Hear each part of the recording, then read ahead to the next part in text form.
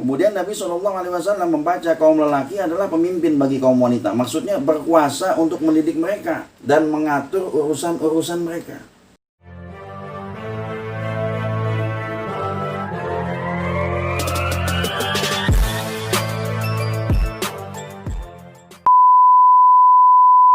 Assalamualaikum warahmatullahi wabarakatuh. Bismillahirrahmanirrahim. Alhamdulillahirabbil alamin. Wa bihi nasta'inu ala umuri dunya waddin. Shalatu wassalamu ala asyrofil anbiya wal mursalin wa ala alihi wa ashabihi wa azwajihi wa dzurriyyatihi wa ahli baitihi al-kiram amin ya rabbal alamin. Para pemirsa dan YouTube Hafiz Akbar Official yang Allah dimuliakan Allah Subhanahu wa taala, mudah-mudahan senantiasa kita semua diberikan kesehatan oleh Allah Subhanahu wa taala, diberikan afiat oleh Allah Subhanahu wa taala, dan mudah-mudahan senantiasa Allah memberikan kita kekuatan iman, Islam dan ihsan kita, dan senantiasa Allah memberikan penjagaan yang luar biasa kepada kita semua, amin ya rabbal alamin. Kali ini kita akan membahas satu kedudukan di antara dua makhluk Allah Subhanahu wa taala, di mana Allah Subhanahu wa taala itu selalu menciptakan segala sesuatu itu berpasang-pasangan. Ya. Jadi selalu dua, kalau kata kita dipasangin. Ada malam, ada siang, ada langit, ada bumi. Ya, semua Allah jadikan berpasang-pasangan.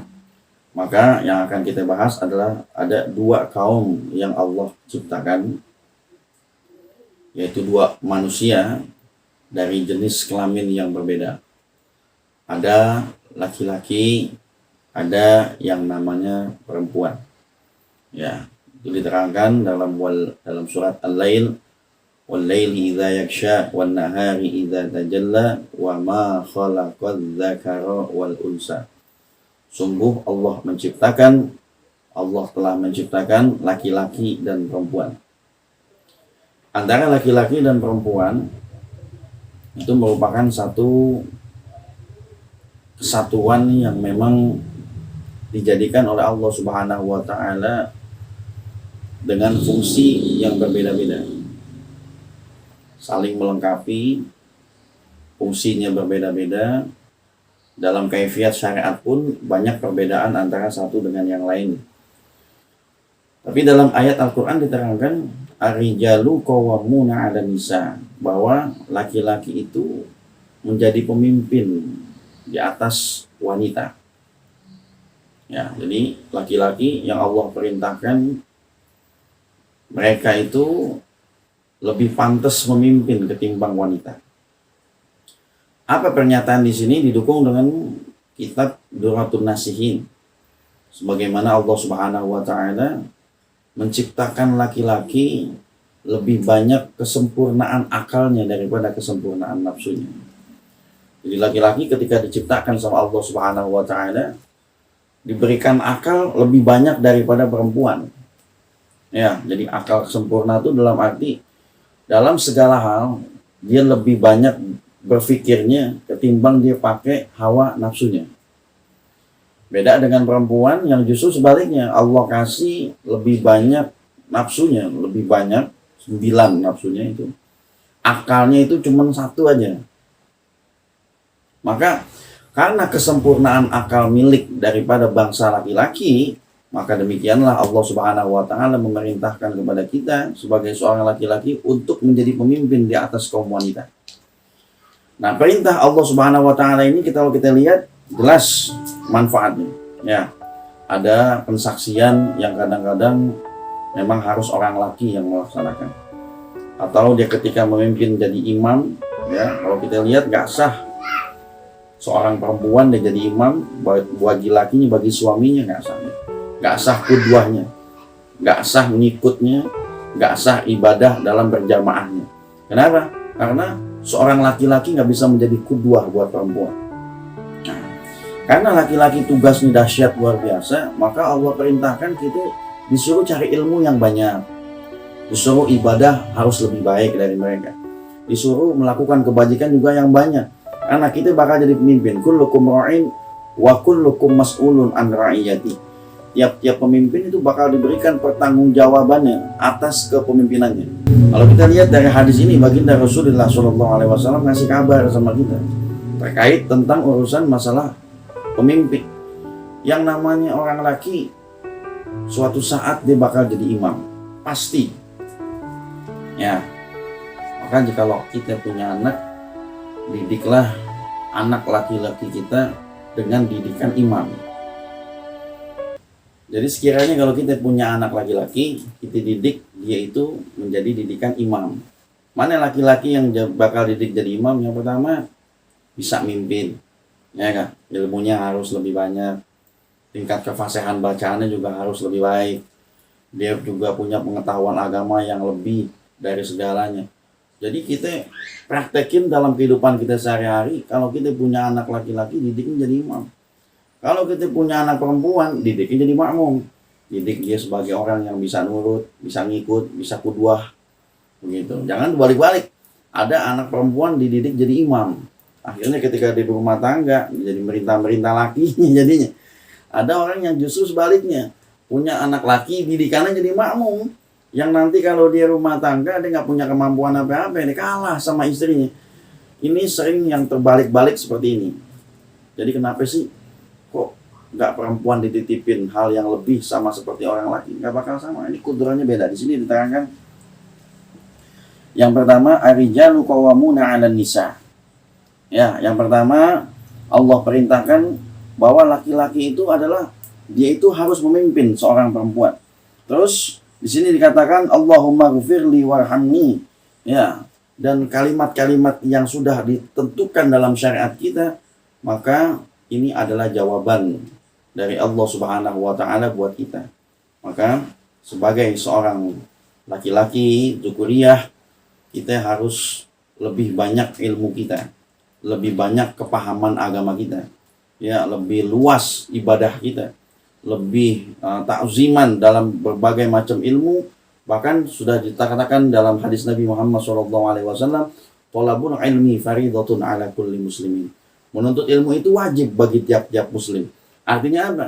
Saking wajibnya bagi tiap muslim, dan muslimat nggak masuk dalam kategori wajib. Kenapa? Karena kita orang laki, nanti kita yang ngajarin dia nanti ilmunya. Ya, maka jadi laki-laki ini memang satu hal yang luar biasa diberikan sama Allah Subhanahu wa taala, bebannya sangat luar biasa. Diriwayatkan dari Abu Hurairah radhiyallahu anhu, khairun nisa imra'atun in nazarta ilaiha saratka wa in amartaha ata'atka wa in ghibta anha hafizatka fi malika wa nafsiha. Sebaik-baik wanita ya, yang apabila kamu memandang kepadanya maka menggembirakan kamu, dan apabila kamu nyuruhnya dia patuh kepadamu. Jadi sebaik-baik wanita tuh yang kalau kita lihat tuh enak jadinya. Ya, jangan yang hati kita bikin susah.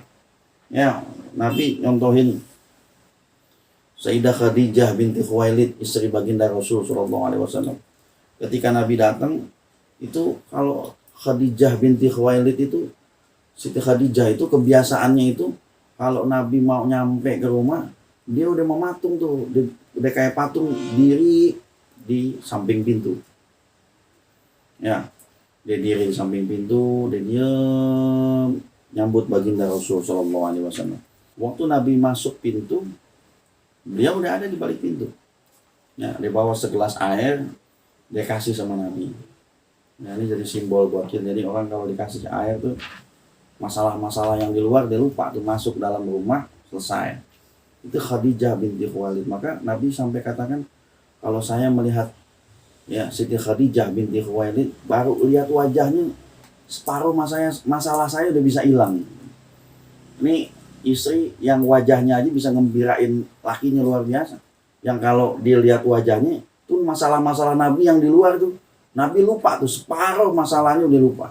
Itu kalau baru ngelihat nazar tuh wajhika, baru ngelihat wajahnya Khadijah. Insya Allah mungkin kita nggak sampai kayak gitu. Ya, kita yang justru dari luar udah banyak masalah, ya ngelihat wajah istri kita jadi malah penuh dengan masalah kita. Artinya nggak menjadi jalan keluar buat kita.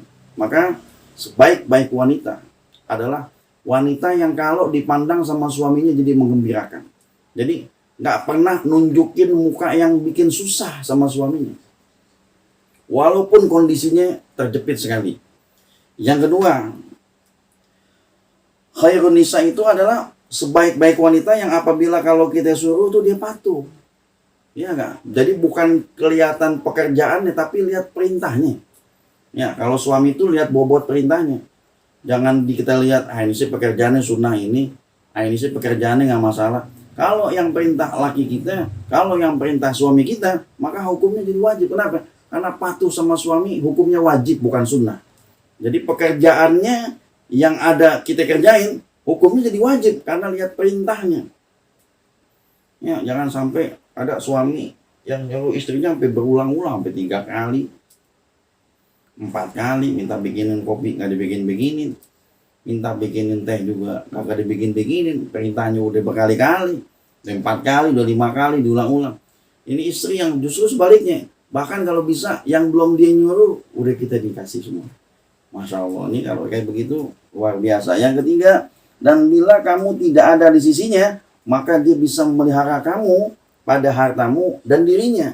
Yang kalau kita keluar, kalau kita lagi nyari nafkah, yang kalau kita lagi keluar kota, ini perempuan yang terbaik adalah perempuan yang bisa menjaga dirinya, menjaga hartanya, menjaga anak-anaknya dikala suaminya itu kagak ada. Artinya dia itu hafiz. Ya, dia di dalam, dia nggak mau keluar karena mahramnya kagak ada. Ya, yang sama-sama kita paham dalam syariat kita memang seorang perempuan yang dia keluar sendiri, keluar rumah sendiri tanpa izin suaminya itu bisa berbahaya. Bahkan dikatakan biar kata dia puasa sunnah, biar kata dia ibadah, biar kata dia segala macam, kalau dia keluar rumah sebab daripada ribut sama suaminya, selama di perjalanan ibadah-ibadah dia dipending sama Allah Subhanahu wa taala sampai dia balik ke rumahnya. Sampai dia balik, dia minta maaf sama suaminya, tuh ibadah-ibadah yang tadi kepending pahalanya langsung semuanya Allah limpahin sama kita. Jadi seorang istri yang sifatnya seperti itu. Jadi istri yang baik adalah sebaik-baik manusia adalah yang bila ada di sisinya, yang bila kita nggak ada di sisinya, maka dia bisa menjaga dirinya dan dia bisa menjaga hartanya. Kemudian Nabi SAW membaca kaum lelaki adalah pemimpin bagi kaum wanita. Maksudnya berkuasa untuk mendidik mereka dan mengatur urusan-urusan mereka. Ya, jadi laki-laki itu berhak dalam segala hal. Masalah sekolah anak kita, masalah pengajian anak kita, masalah terkait dengan urusan-urusan yang wajib, urusan-urusan yang sunnah. Laki-laki berhak atas segala sesuatunya. Jadi ketidakberhakan istri menentukan segala sesuatu dalam rumah tangga, biasain suami yang nentuin segala sesuatu. Tapi tetap Nabi nggak ninggalin musyawarah. Ya, kalau Nabi ini Masya Allah, kelebihannya adalah Nabi itu kalau masalah apa aja pasti dimusyawarahin. Walaupun sahabat ujung-ujungnya tetap ngelimpahin sama Nabi. Ya, nggak merasa dirinya di paling pintar, kagak. Udah ya aneh kan Nabi, aneh aja yang tentuin, enggak. Tetap dia tanya sahabat. Nanti sahabat nanya, ya Rasulullah, engkau yang lebih baik, engkau yang lebih tahu, engkau dan Allah yang lebih paham tentang ini. Baru Nabi putusin. Sama tentang rumah tangganya pun begitu. Kalau kita minta solusi, minta ngobrol, sharing sama istri kita, sama anak kita, ya silahkan. Tapi tetap keputusan ada di suami kita. Ya, jadi biasain yang namanya keputusan ada di tangan suaminya. Jangan biasain ada keputusan di tangan istri kita. Karena kata-kata kalau segala sesuatu keputusan udah ada di tangan istri kita, inilah yang bakal berbahaya buat kita. Kenapa? Karena suatu saat bakal terjadi ada 2 keputusan yang bakal muncul nanti. Maka sebagai seorang istri, sami'na wa ata'na, dengerin apa nasihat dari suaminya, wa ata'na, dan patuhin apa yang menjadi perintah dari suaminya. Jadi perempuan yang baik itu ternyata gak sulit ternyata. Ya, dia bisa jaga diri ketika suaminya nggak ada, dia bisa jaga harta ketika suaminya nggak ada, ketika diperintah sama suaminya dia langsung bisa kerjain. Terus ketika dia menghadir di depan suaminya, dia bisa masang wajah yang bisa menggembirakan sama suaminya. Ya, jangan kalau suami duduk sama suaminya berdua, wajahnya wajah yang sisa, jangan. Ya, udah kesel di luar, sama suami berhadapan sama suaminya, wajah yang sisa yang kita kesel tadi di kantor, yang kita kesel tadi di sekolahan, yang kita kesel tadi di luar, ya kak, sisanya baru sama suami. Jangan jadikan suami kita prioritas buat yang lain-lainnya. Maka ini sudah diatur dalam agama kita. Mudah-mudahan dalam hal segala sesuatu yang terjadi di kehidupan kita, sebagai seorang makmum, sebagai seorang imam di dalam rumah tangganya, maka tempatkanlah diri kita sebagai makmum di dalam porsinya sebagai makmum. Tempatkanlah posisi kita sebagai imam ketika porsi kita memang sebagai imam. Nah, laki-laki, fungsikanlah kita sebagai seorang laki-laki. Perempuan, fungsikanlah kita sebagai seorang perempuan. Mudah-mudahan keluarga kita mendapatkan keluarga yang sakinah, mawaddah, warahmah. Nanti kita lanjutkan lagi di part yang kedua, insyaallah. Adanallahu wa iyyakum ajma'in. Wassalamualaikum warahmatullahi wabarakatuh.